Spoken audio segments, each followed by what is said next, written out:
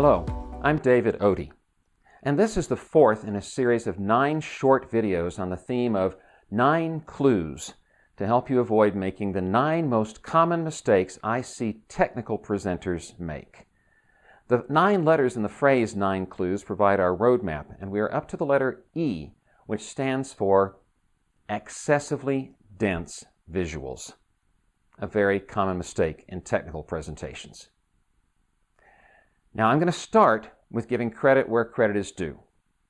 Much of what I have to say on the subject of visuals comes from the work of Edward Tufte, who is a professor emeritus at Yale University and a widely known expert on the subject of the display of quantitative information.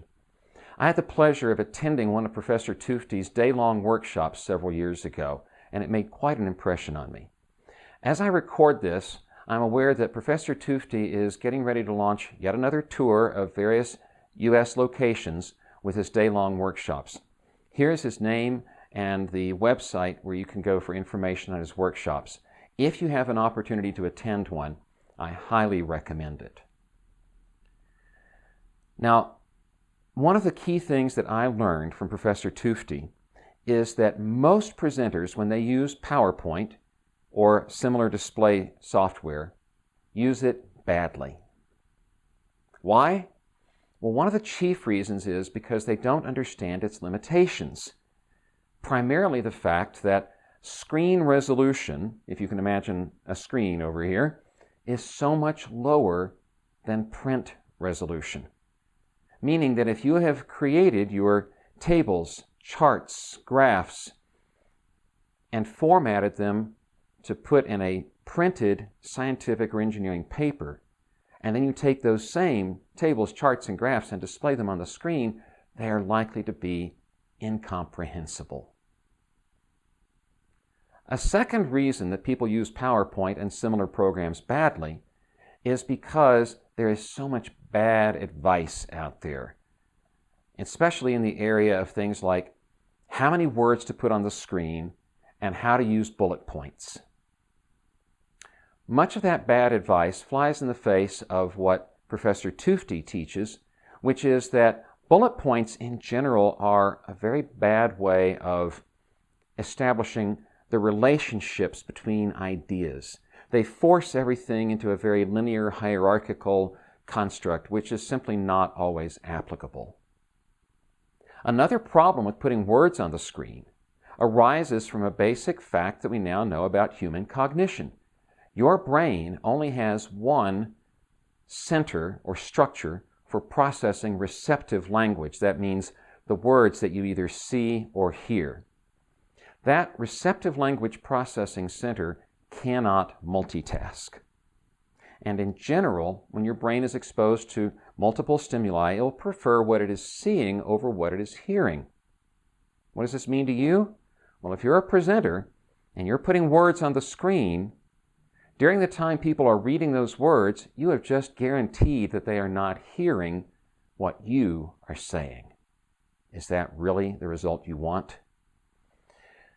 So ignore the bad advice out there about how many lines of text and how many words per line, and instead follow the best practice that is in keeping with what we now know about the way the brain processes information, and that is keep your words to a minimum. What do you use instead of words? Images.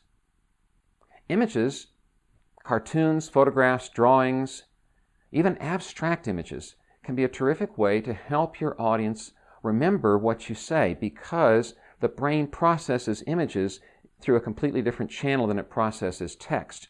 And when those things happen at the same time, they reinforce each other. For example, when I give a presentation on improving your technical presentation skills, I often make the point that creating your visuals before you've written your presentation is putting the cart before the horse. An old expression that means doing things in the wrong order. When I make that point, I display this visual, a drawing of a cart before a horse, which, as you can see from the drawing, doesn't get you anywhere and it just confuses the horse. Now, I use this visual knowing that I am not violating any copyright laws because I own the rights to that image because I paid an artist to create it for me. which brings me to a side point. When you use visuals, please be careful not to violate copyright law. Do not simply do an internet search, find an image, and stick it into your presentation, because when you do that, you're likely to be stealing someone else's work. The best way to avoid this is to create the images yourself or cause someone to create them specifically for your presentation. So, visuals are a key to avoiding the mistake of having excessively dense text.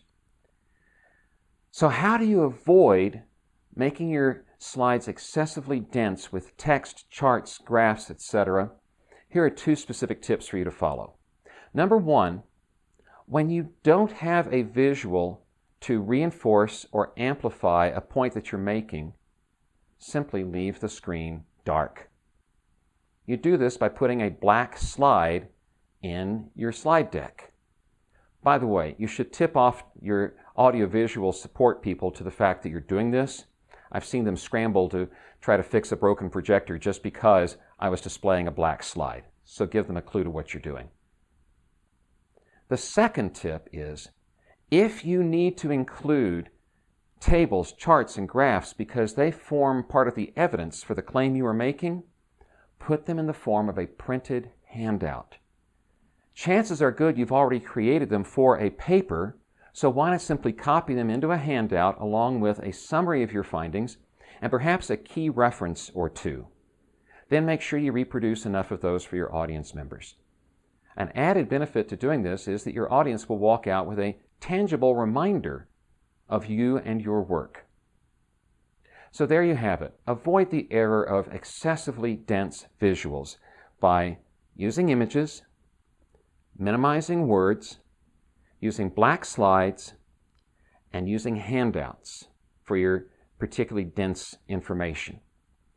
And if you get a chance, take in one of Professor Edward Tufte's day-long workshops. You will find it time and money well spent. I'm David Otey. If you'd like to see more of the videos in this series, subscribe to my YouTube channel. Or to learn more about me, go to my website, davidotey.com.